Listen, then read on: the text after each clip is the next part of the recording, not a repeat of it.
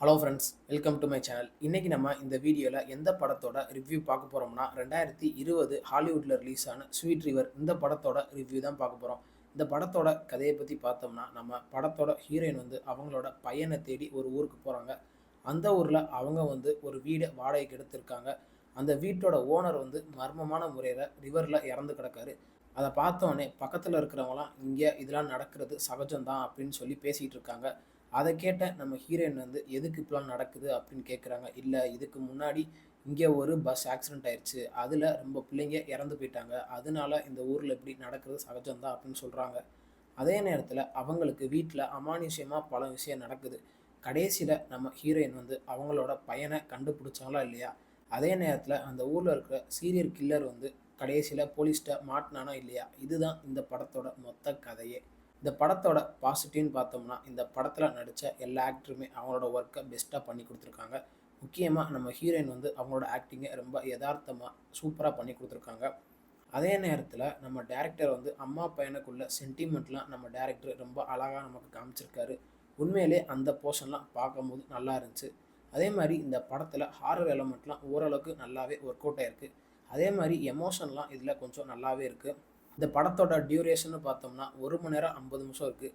அதே மாதிரி நம்ம டேரக்டர் கதையை கொண்டு போனதும் ஓரளவுக்கு நல்லாவே இருந்துச்சு. இந்த ஹாரர் எலமெண்ட்லாம் சில இடத்துல நல்லாவே ஒர்க் அவுட் ஆயிருக்கு. மற்றபடி இந்த படத்தில் பெருசாக சொல்கிறதுக்கு ஒன்றும் இல்லை. இந்த படத்தோட நெகட்டிவ்னு பார்த்தோம்னா, ஸ்டார்டிங்லேருந்து எண்டு வரைக்கும் அவங்க அம்மா அந்த பையனை தேடி அலையிறத தான் காட்டியிருக்காங்க. மற்றபடி இந்த படத்தில் பெருசாக எதுவுமே காமிக்கலை. ஏன்னா ஃபஸ்ட்டு 50 நிமிஷம் சீன் பையனை தேடி அந்த ஊரில் இருக்கிற ஒவ்வொரு கடையாக போய் கேட்குறாங்க. இதே தான் நம்ம டேரக்டர் ஃபஸ்ட்டு 50 நிமிஷம் எடுத்து வச்சுருக்காரு. மற்றபடி பெருசாக எதையுமே காமிக்கல. அதே மாதிரி டேரக்டர் சொல்ல வந்த விஷயத்த கொஞ்சம் ஜவ்வாக இழுத்து சொல்லியிருக்காரு. அதெல்லாம் நம்ம டேரக்டர் அவாய்ட் பண்ணியிருக்கலாம். ஒரு ஹாரர் மிஸ்ட்ரி படத்துக்கு எப்படிலாம் கதை இருக்கணுமோ அதெல்லாம் நம்ம டேரக்டர் ஃபோக்கஸ் பண்ணி எடுக்காமல் என்னென்ன தேவையில்லையோ அதை தான் நம்ம டேரக்டர் எடுத்து வச்சுருக்காரு. அதே மாதிரி செகண்ட் ஹாஃபில் அந்த கரும்பு தோட்டத்தை காமிச்ச விதம்லாம் ஓரளவுக்கு பார்க்கும்போது நல்லாவே இருந்துச்சு.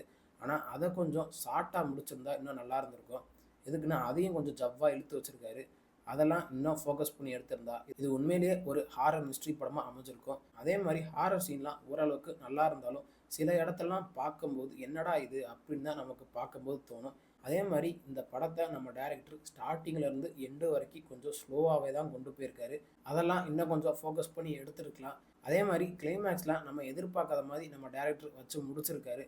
அதெல்லாம் காட்டின விதம் ஓரளவுக்கு நல்லா இருந்துச்சு. படத்தில் சென்டிமெண்ட்லாம் ஓரளவுக்கு நல்லாவே இருந்துச்சு. அம்மாக்கும் பையனுக்கும் உள்ள அந்த சென்டிமெண்ட் நல்லா இருந்துச்சு.